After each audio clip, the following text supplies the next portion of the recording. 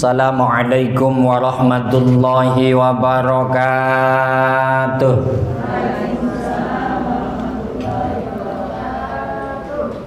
Kita langsung bismillahirrahmanirrahim. Syu'batul iman fi kitab Qami'ud Dughyan, cabangan iman di dalam kitab Qami'ud Dughyan. Yakni annal khisalal mutafarri'ata 'anil imani sab'un wa sab'una kama qalahu sallallahu alaihi wasallam al imanu bid'un wa sab'una syu'bah fa afdaluha qawlu la ilaha illallah wa adnaha imatatul adha 'anit tariq wal haya'u syu'batum minal iman rawahul muhaddisun. Cabangan iman ada 77 sebagaimana sabda Nabi Muhammad SAW. Jadi gini Bu, kita itulah ngomong iman dumateng Gusti Allah, iman kepada Allah. Di sini nih di dada itu ternyata kayak apa sih orang yang iman itu? Jadi ibu nanti akan tahu. Nabi menyampaikan, ibu ngomong iman itu di sini terbagi-bagi menjadi 77 macam. Jadi kalau diantara yang 77 ini kok masih ada dalam dada ibu dan direalisasikan dalam kehidupan, berarti ibu itu masih iman. Gitu. Jadi ibu nanti ngacanya bukan kata orang, ngacanya bukan diri sendiri, tapi ngacanya lewat hadisnya Nabi Muhammad SAW. Terus kalau ditanya, kira-kira ibu-ibu hari ini masih iman atau sudah iman? Ya dua-duanya sih. Masih iya, sudah juga iya. Lah nanti akan lebih tahu, oh berarti saya iman toh, gitu. Nanti tahu sendiri. Maka ilmu itu untuk membuka wawasan diri, mengenal diri sendiri dan mengenal kepada ilahi Rabbi Allahu Jalla Jalaluh. Nabi menyampaikan bagaimana iman itu ada 77 cabang. Adapun yang paling utama adalah ibu mengucapkan dalam dada ibu la ilaha illallah. Artinya ibu mengatakan ya pokoknya nggak ada Tuhan kecuali Allah. Karena puncaknya di situ. Ibu meyakini ya Allah itu Tuhanku yang menciptakan langit, bumi, alam semesta. Aku ini ya Allah, nggak ada yang lain. Wis pokoknya Allah. Itu namanya puncak. Makanya kalimat thayyibah la ilaha illallah. Dalam hadis mangkana fi akhiri kalamihi la ilaha illallah dakhalal jannah. Di sapa wonge apabila ada manusia ketika nanti nyawa dicabut, sebelum dicabut kok mengucapkan la ilaha illallah, meninggal, maka orang itu dijamin masuk surga. Itu saking hebatnya la ilaha illallah. Makanya ibu sambil ngapa-ngapain zikirnya itu aja. La ilaha illallah, la ilaha illallah, la ilaha illallah Muhammadur Rasulullah. Ya bareng-bareng. La ilaha illallah,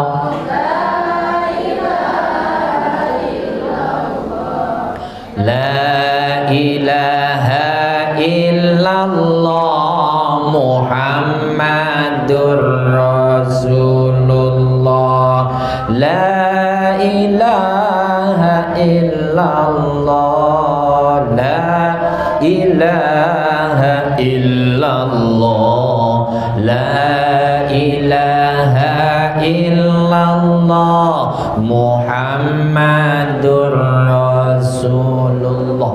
Nah, itu istimewa. Dan yang paling bawah nomor 1 la ilaha illallah. Nanti yang nomor 77 adalah menyingkirkan kayu atau kotoran atau sampah di jalan. Dan malu adalah sebagian dari iman. Jadi punten Bu, ibu lagi jalan di gang, itu ada botol aqua, ada sampah, kemudian ibu pungut, dimasukkan ke tong sampah. Itu tandanya orang iman. Tapi kalau ada sampah itu kok cuek, ya cuek, jadi nggak ada rasa simpati, empati terhadap kebersihan itu nggak ada. Jadi cuek aja, itu berarti orangnya nggak iman itu. Maka kalau ibu ingin tahu orang yang paling iman dalam bab sampah itu PPSU. Karena PPSU itu jangankan di jalan, di got aja dikeruk-keruk itu. Itu berarti imannya luar biasa. Artinya di sini cinta kebersihan. Maka an-nadhafatu minal, bersih itu sebagian dari iman. Makanya ibu nanti kalau pas pulang dari sini banyak botol aqua sampah comot-comotin ya, karung-karungin. Jadi pulang ngaji jadi tukang pulung. Iya, maksudnya nggak seperti itu ya. Ngaji kok terus jadi tukang pulung, suaminya marah. Kamu itu ngajinya ngaji apa toh? Gitu. Kok malah ngaji jadi tukang pulung begitu gitu. Iya, jadi bukan itu maksudnya. Artinya ada empati terhadap kebersihan sehingga ketika ada kotor-kotor ya dibersihkan. Itu termasuk cabangan dari iman. Kita akan masuk wa syu'batul ula.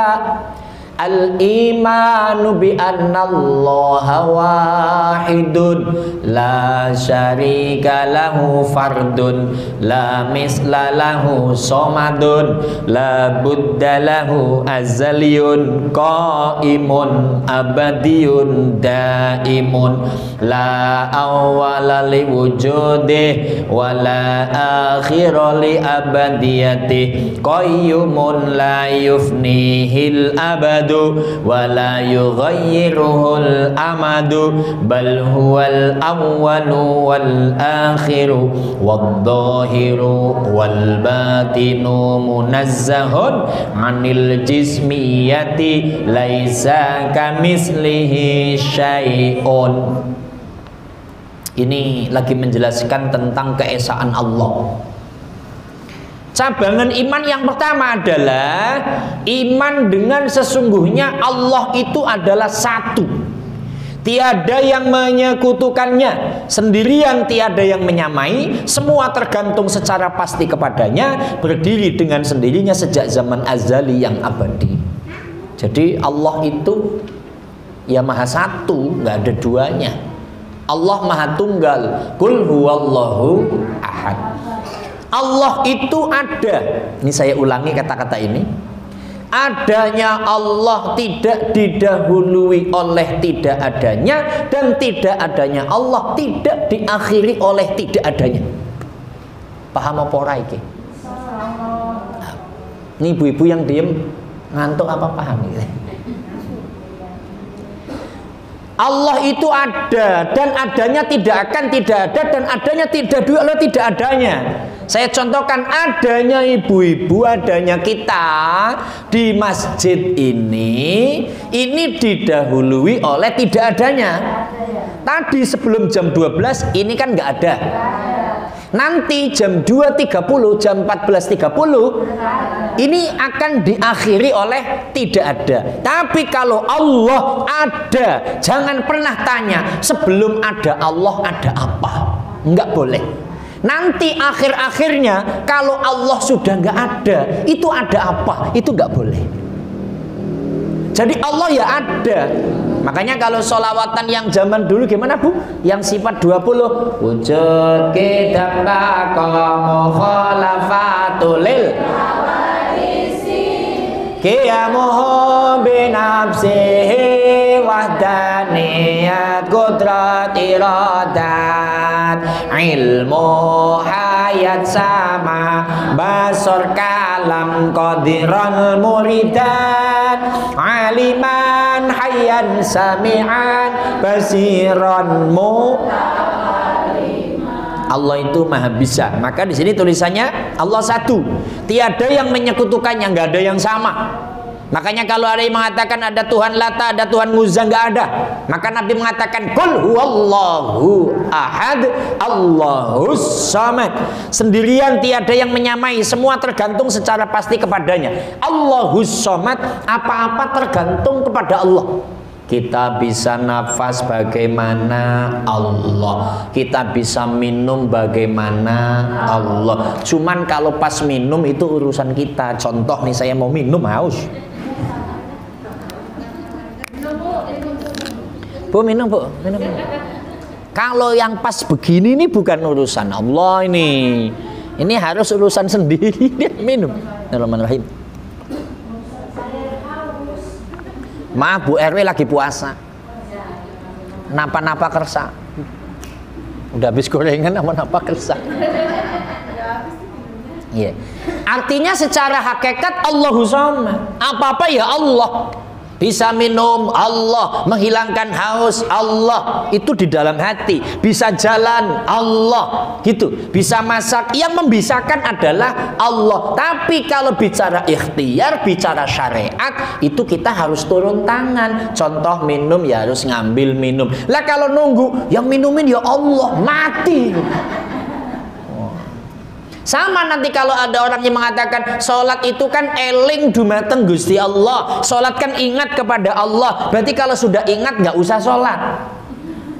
Itu salah. Memang ayatnya begini, innani anallahu la ilaha illa ana fa'budni aqimis sholata lidzikri. Sesungguhnya aku ini adalah Allah, tiada Tuhan kecuali aku, maka sembahlah aku, dirikanlah sholat untuk ingat kepadaku. Sholat itu tujuannya supaya ingat kepada Allah. Tapi jangan dibalik, kalau sudah ingat berarti nggak usah sholat.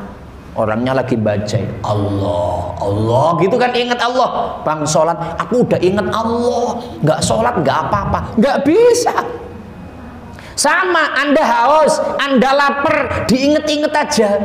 Saya nginget-nginget minum aja dah, ya nggak hilang hausnya. Lagi lapar nginget-nginget makan di warung nasi, yang nggak lapar. Yang namanya makan harus ngambil nasi dimasukin mulut, yang namanya minum harus ngambil air diminumkan, baru haus dan laparnya hilang. Jadi ada sinkronisasi antara syariat dan hakikat. Semua yang melakukan Allahu Somad itu Gusti Allah, syariatnya kita masing-masing. Paham napa mboten? Paham wis ngono wae lah. Jadi itu yang pertama, kalau ini si ibu-ibu sudah yakin ada, hanya tinggal pemantapan. Sekarang iman yang kedua, wa syu'batus saniyatu al-imanu bil malaikati bi antusaddiqa bi wujudihim wa bi annahum ibadun mukramuna la ya'sunallaha ma amarahum wa yaf'aluna ma yu'marun wa hum ajsamun latifatun dawatu arwahin ja'alallahu lahum quwwatan 'alat tasakkuli mukhtalifatan hasanatan. Cabangan yang kedua adalah iman kepada para malaikat, dengan membenarkan adanya malaikat, dan sesungguhnya malaikat adalah hamba-hamba Allah yang dimuliakan, yang tidak pernah ingkar terhadap apa yang diperintahkan, menjalankan terhadap apa yang diperintahkan. Mereka adalah bentuk yang lembut gaib, yang mempunyai ruh. Allah menjadikannya kekuatan atau kemampuan untuk berubah-ubah bentuk yang berbeda-beda dengan perubahan bentuk yang bagus. Ini Bu, secara organisasi pasti kalau ada ketua, ada wakil ketua, ada sekretaris, wakil sekretaris, bendahara, nanti ada seksi kebersihan, seksi hubungan masyarakat, seksi ekonomi, seksi pendidikan, seksi, terus seksi perbadokan ya ada. Itu pertelihan, ini kan seksi pertelihannya ini ya Bu RW dan kawan-kawannya. Allah itu secara pemikiran kita mengajarkan sebuah organisasi itu nggak bisa sendirian. Contohnya Allah punya malaikat, gitu maksudnya. Jadi malaikat ini adalah pesuruh Allah. Nah, lah kita wajib meyakini kalau ada makhluk yang namanya malaikat. Malaikat itu yang kita kenal, malaikatul muqarrabin, jumlahnya ada 10. Hafal kan Bu? Disolawatin. Jibril, Jibril, Mikael, Israfil, Mizrail. Jibril, Jibril, Mikael, Israfil, Mizrail. Mungkar lan nakir, raqib, ngatid, malik, Ridwan. Penjaga surga siapa namanya? Ridwan tukang air. Malaikat Ridwan. RW 05 siapa namanya? Gopur. Lah iya kan kalau ngomong RW 05 siapa? Gopur. Kayaknya kurang enak gitu. Pak RW Gopur. Sama malaikat penjaga surga siapa namanya? Ridwan. Kayak tukang air. Pak malaikat Ridwan. Malaikat Ruman. Jadi ada malaikat. Di antara yang wajib kita yakini, wahyu yang diturunkan ke seluruh para nabi dan rasul, di antaranya Nabi kita Muhammad SAW, itu lewat malaikat. Malaikat yang membawa wahyu namanya malaikat Jibril. Wahyunya bentuknya Al-Quran. Ini wajib percaya ini Bu. Dan yang mencatat kebaikan tangan kanan namanya malaikat Raqib. Ibu hari ini ditulis, ibu-ibu majelis talim Al-Ikhlas berangkat ngaji, pahalanya menghapus semua dosa. Dosa kecil-kecil. Dosa yang habis ngelirik tetangga, ngambil kulkas, paling ngutang gitu. Itu. Nah, iya itu tidak hapus-hapus yang kecil-kecil. Tapi kalau yang ngomong gitu, ya ngutang nanti juga seminggu diambil. Nah, itu dicatat oleh malaikat atid yang jelek. Ini tukang nyatet ini. Nah, malaikat ini la ya'sunallaha ma amarahum wa yaf'aluna ma yu'marun. Enggak pernah ingkar dengan apa yang diperintah. Nah, malaikat ini punya kehebatan wa huwa ajzamun latifah, bisa berubah-ubah bentuk. Contoh, nanti kita ngaji hadis yang ini. Ini mamanya pengajian Nabi Bu, Pak, Ibu semua ya. Ini mamanya Nabi umpama, tapi nggak ngaku Nabi ya. Itu tiba-tiba Bu, Sayyidina Abu Bakar, Umar, Utsman, sahabat yang lain. Ini ada laki-laki yang datang pas di depan Nabi, pakai jubah putih, rambutnya hitam, wajahnya bersinar, lututnya ditempelkan kepada lutut Nabi, tangannya ditaruh di paha Nabi. Lalu orang ini menanyakan, Muhammad, akhbirni 'anil Islam, akhbirni 'anil iman, akhbirni 'anil ihsan. Wahai Muhammad, ajarkan padaku apa yang namanya Islam, iman, ihsan. Kemudian kabarkan padaku kapan itu hari kiamat. Nanti kita kaji hadis ini. Tapi yang menjadi pertanyaan, Umar nyahon tek maneh saha ieu jelma, gitulah. Nabi bisa bahasa Sunda, Bu. Kok tahu? Nabi itu begini. Semua sholawat yang dibaca orang Jawa, orang Sunda, orang Betawi, orang Padang, orang Medan, orang Bugis, itu ngerti. Sama semua sih. Allahumma sholli ala Sayyidina Muhammad. Kamu tahu nggak ini siapa, wahai Umar? Enggak. Yang ditanya dan yang tanya nggak tahu. Nah, ini adalah malaikat Jibril. Loh, malaikat Jibril berupa manusia. Padahal yang namanya malaikat nggak seperti itu. Kalau dalam penjelasan kitab Daqaiqul Akhbar, kepalanya di langit 7, kakinya di bumi 7, punya sayap dibentangkan ujung wetan ujung kulon. Gedenya kayak apa wong bumi itu, laksana anggur di tangan saya, rasanya udah pingin makan saya. Malaikat Ruman. Ini kan gede banget. Tapi kenapa masih bisa berubah bentuk manusia? Ini yang dijelaskan, malaikat bisa berubah-ubah bentuk. Kedua, ketika Nabi mendapatkan wahyu, itu yang datang malaikat Jibril hanya suara gemercik. Suara gemercik, itu wahyu datang. Jadi artinya apa? Malaikat punya Kalau bahasa kita kesaktian, bisa berubah-ubah bentuk. Tapi malaikat Jibril sudah tidak turun ke bumi setelah Nabi Muhammad Sallallahu Alaihi Wasallam itu wafat. Dan yang akan bisa kita lihat malaikat cuma satu, Bu. Semuanya akan melihat. Namanya malaikat Israil. Setiap sudah melihat malaikat itu, ya pulang kayak Pak Agus. Udah pernah ngeliat apa belum? Kapan pengen ngeliat? Bu RW pengen ngeliat? Soalnya Pak Agustin udah lihat. Karena kalau Israel sudah dilihat, ya tujuannya cuma satu. Aku mau mencabut nyawamu. Selesai. Makanya jangan ketemu dulu. Ya, kalau nanti pulang ketemu ya, Israel, gitu bahasanya. Nanti dong, utangku masih banyak, aku juga tahu. Gitu. Biar ditanggung suamimu, gitu bahasa. Tapi kan suamiku, udah lama, gitu. Kita akan melihat itu.